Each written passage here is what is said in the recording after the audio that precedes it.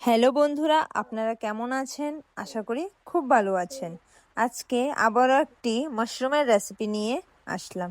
আগের ভিডিওতেও মাশরুম আমরা দেখিয়েছি, তখন ছিল রেডিমেড কিনা মাশরুম, যেগুলিকে বলা হয় বাটন মাশরুম। আজকের রেসিপিতে আমরা নিয়ে নিয়েছি চাষের মাশরুম। মাশরুমগুলিকে আমরা ভিডিও অনুযায়ী কেটে নেব।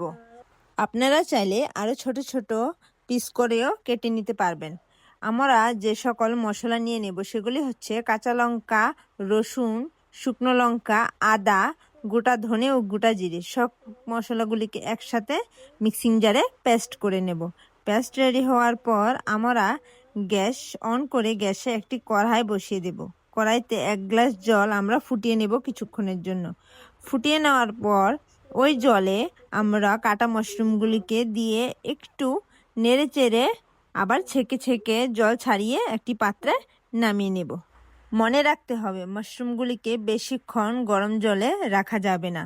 দিয়ে জাস্ট একটু নাড়াচাড়া করে নামিয়ে নিতে হবে পাত্রে, খুব সাবধানবশত। আমি প্রত্যেকবার একই কথা বলি, মাশরুম কিন্তু আমার অনেক অনেক পছন্দের একটি রেসিপি, তাই আমি প্রত্যেকবার এই রেসিপিটাকে আনতে কোনো সময় ভুলি না।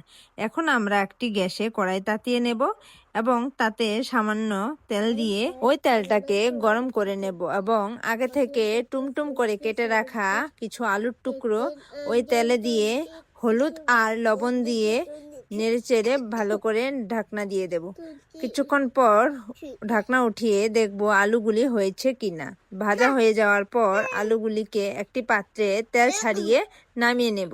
আমাদের মাশরুমের রেসিপিটা কিন্তু একদম হুবহু চিকেনের মতোই রান্না হবে, শুধু মশলার পরিমাণটা একটু কম থাকবে। তাই আলু অনেক ইম্পর্ট্যান্ট। যারা আলু খেতে ভালো কম বাসেন তারা আলু অ্যাভয়েড করতে পারবেন, কোনো সমস্যা নেই।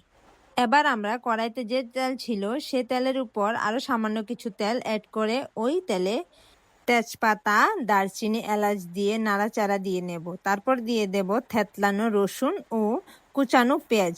এগুলি দিয়ে ভালো করে নেড়ে চেড়ে যে মশলাটা আমরা আগে থেকে পেস্ট করে রেডি করে রেখেছিলাম সেই মশলাটার থেকে সামান্য মশলা এখানে দিয়ে ভালো করে নেড়ে চেড়ে মশলাটাকে কষিয়ে নেব। এবার আমরা মাশরুমগুলি কড়াইতে ঢেলে দেব। দিয়ে দেব স্বাদ অনুযায়ী লবণ। একটি চামচের সাহায্যে ভালো করে নেড়ে চেড়ে ওই মাশরুমগুলিকে মশলার সাথে মিশিয়ে একটি ঢাকনার সাহায্যে কিছুক্ষণের জন্য ঢেকে দেব। কিছুক্ষণ পরে ঢাকনা খুলে আগে থেকে ভেজে রাখা আলুগুলি মাশরুমের উপর দিয়ে চামচের সাহায্যে আরও একবার ভালো করে নেড়ে চেড়ে সবজিটাকে কষিয়ে নেব।